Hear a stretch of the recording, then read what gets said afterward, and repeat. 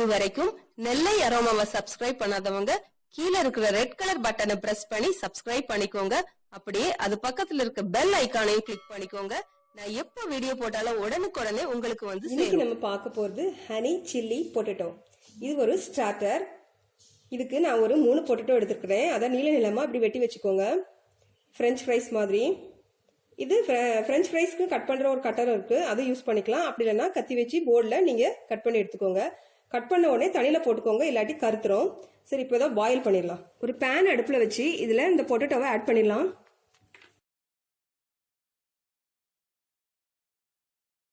இது கூட 1 டீஸ்பூன் உப்பு, பொட்டேட்டோ மூழ்கிற அளவுக்கு தண்ணி ஊத்திக்கோங்க.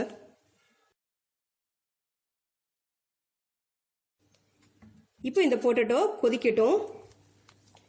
இப்போ தண்ணி நல்லா கொதிக்க ஆரம்பிச்சுட்டு ஒரு 5 நிமிஷம் இந்த பொட்டேட்டோ தண்ணியில வேகட்டும். இப்போ 5 நிமிஷம் ஆயிட்டு பொட்டேட்டோ எல்லாம் நல்லா வெந்துட்டு இப்போ ஸ்டவ் ஆஃப் பண்ணிட்டு இந்த தண்ணியை ட்ரெயின் பண்ணிடலாம். தண்ணியை வடிகட்டிடலாம். பொட்டேட்டோல உள்ள தண்ணியெல்லாம் வடிச்சு எடுத்தாச்சு. இதை ஒரு பவுலுக்கு மாத்திரலாம். இந்த பொட்டேட்டோ கூட 1 டேபிள் ஸ்பூன் அரிசி மாவு,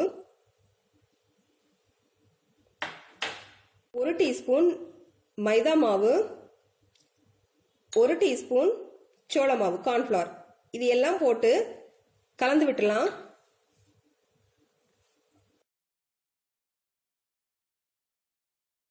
கலந்தாச்சு. அப்புறம் இதை கோட் பண்ண இன்னொரு பேட்டர் ப்ரிப்பேர் பண்ணிடலாம். போல் எடுத்துக்கோங்க. இதுல 1/4 கப் மைதா, 1/4 கப் சோள மாவு, அப்புறமா இது கூட கொஞ்சமா உப்பு, இது சேர்த்து தண்ணி விட்டு கொஞ்சம் கெட்டியான மாவா பிசைஞ்சுக்கலாம்.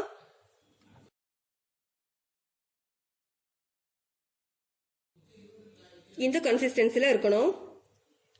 இப்போ இதை இந்த பொட்டேட்டோ கூட ஆட் பண்ணிடலாம்.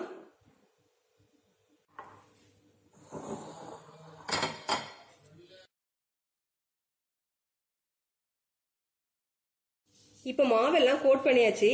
இனிமே இதை பொரிச்சு எடுத்து கடாய் அடுப்புல வச்சு கடாய் சூடானதும் அதுல எண்ணெய் விட்டுக்கோங்க.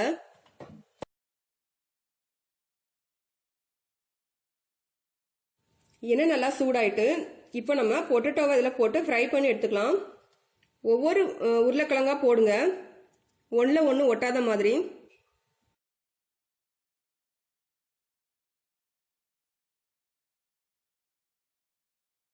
பொட்டேட்டோ நல்லா கிறிஸ்பியானதும் அதை எடுத்துடலாம்.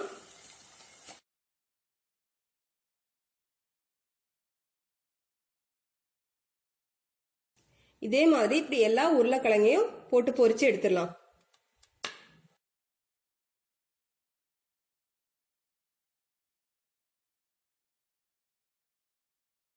பொட்டேட்டோஸ் எல்லாம் ஃப்ரை பண்ணி ரெடியா இருக்குது. இது இன்னும் கொஞ்சம் கிறிஸ்பியா வேணும்னா டபுள் ஃப்ரை பண்ணணும். நம்ம ஏற்கனவே பொரிச்சு எடுத்ததை திரும்பவும் ஃப்ரை பண்ணணும். அதுக்கு ஆயில் வந்து நல்ல சூடா வச்சுக்கணும். ஹை ஃப்ளேம்ல வச்சுக்கலாம். இன்னும் கொஞ்சம் ஆயில் சூடாகட்டும். அப்புறம் அந்த பொரிச்சு எடுத்த பொட்டேட்டோஸை திரும்ப இதுல போட்டு ஃப்ரை பண்ணி கொஞ்சம் ப்ரௌன் ஆனதும் எடுக்கலாம்.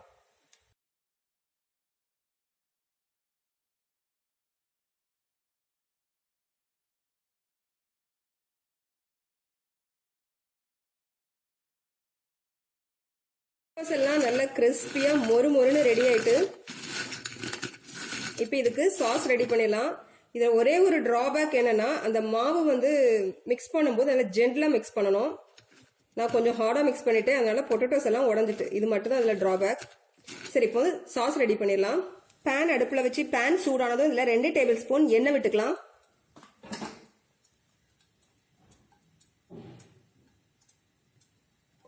எண்ணெய் சூடானதும் அதுல 1 டீஸ்பூன் எள்ளு, இது கூட ஒரு 5 பல் பூண்டு சின்ன சின்னதா சாப் பண்ணி வச்சுக்கோங்க, அதை போட்டுடலாம். அப்புறமா 2 பச்சை மிளகாய், சின்ன பச்சை மிளகாய் தான்.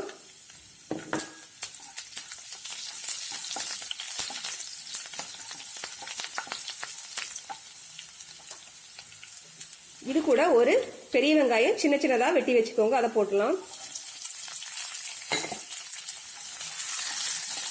வெங்காயம் கொஞ்சமா வதங்கட்டும். வெங்காயம் கொஞ்சம் வதங்கணும். இதுல நம்ம சாசஸ் எல்லாம் ஆட் பண்ணிடலாம்.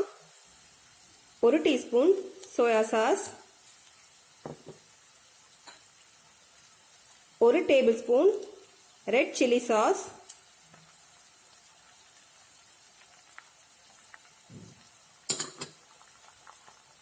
அப்புறமா 1 table spoon ketchup, tomato ketchup.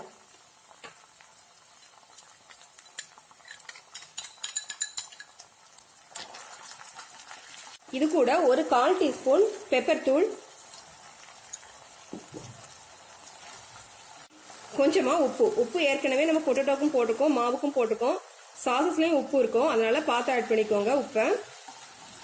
இப்போ இது கூட கொஞ்சமா ஸ்ப்ரிங் ஆனியன்,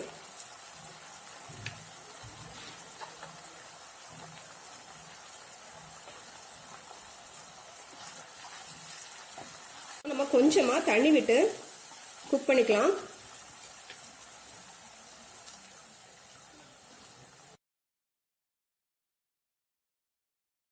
அப்புறமா இது கூட 1 டீஸ்பூன் கார்ன்ஃபிளவர், சோள மாவை தண்ணியில கரைச்சி வச்சிருக்கேன், இதை கொஞ்சம் கொஞ்சமா இது கூட ஆட் பண்ணிடலாம். நல்லா திக்காக ஆரம்பிக்கும்.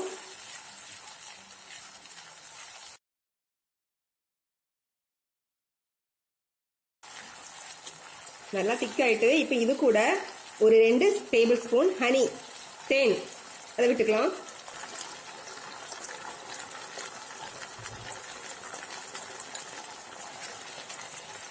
இப்போ நம்ம ஸ்டவ் ஆஃப் பண்ணிடலாம். ஸ்டவ் ஆஃப் பண்ணிட்டு அந்த பொட்டேட்டோஸை இது கூட ஆட் பண்ணிடலாம்.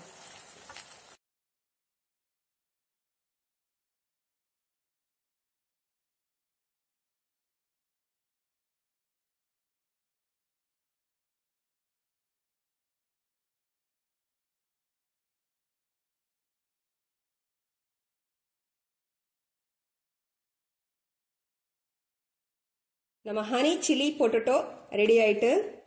இது நல்ல வெளியே கிறிஸ்பியாகவும் உள்ள அந்த பொட்டேட்டோ நல்லா சாஃப்டாகவும் இருக்கும். இப்போ இதை சர்விங் பவுலுக்கு ட்ரான்ஸ்ஃபர் பண்ணிடலாம்.